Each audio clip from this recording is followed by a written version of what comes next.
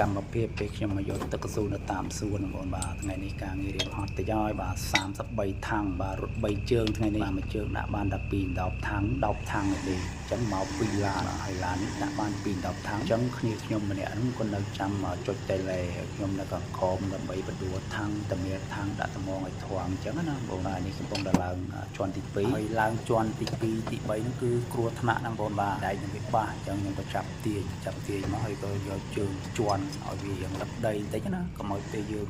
ទាញ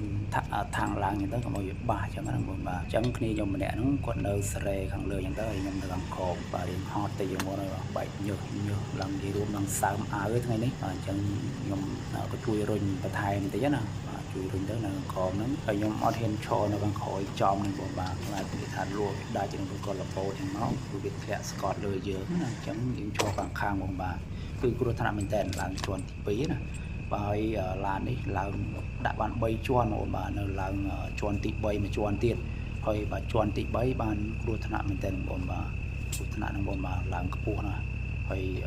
តកែរបស់ខ្ញុំ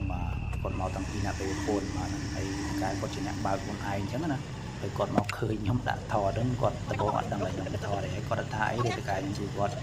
ស្រួលណាស់បងបាទគឺលេងទូរស័ព្ទបានគាត់អត់ថាអីទេគឺស្រួលមែនតើបាទតែប្តីតែប្រពន្ធគាត់ហ្នឹងណានិយាយរួមទាំងកូនគាត់ទាំងអីគឺស្រួលបងបាទអញ្ចឹង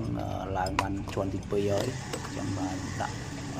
ដៃទៅត្រង់មកដើម្បីឡើងជាន់ទី3ទៀតណាបងបាទឲ្យជាន់ទី3គឺខ្ពស់មែនតើអញ្ចឹងគ្រោះថ្នាក់មែនតើបងបាទឥឡូវកំពុងតែនិយាយគ្នាថាឡើងគឺស្រួលអញ្ចឹងណាអញ្ចឹងដាក់ចឹងហើយមកឥឡូវទាញចុចតេឡេគេមានអាម៉ាទ័រទាញបងបាទបងស្អាតវាខ្ពស់ពេកហើយគេជួយរុញមកខាងម្នាក់ហ្នឹងបងបាទឲ្យឈររុញមិនដែរគឺពួកខ្ញុំពីរនាក់ហ្នឹងអត់ហ៊ានឈរពីក្រោមចំពីក្រោយទេបងគ្រោះថ្នាក់បាទ200លីត្រក្នុងមួយថាំងហ្នឹងមកធ្លាក់មកហ្នឹងខ្ទេចជើងមកហើយបាទអញ្ចឹងយើងកុំឈរចំឈរវិឈាមប្រឆាត់ណាគឺថាបើសិនជាធ្លាក់មកគឺតកែគាត់ថាបដោយឲ្យវាទៅ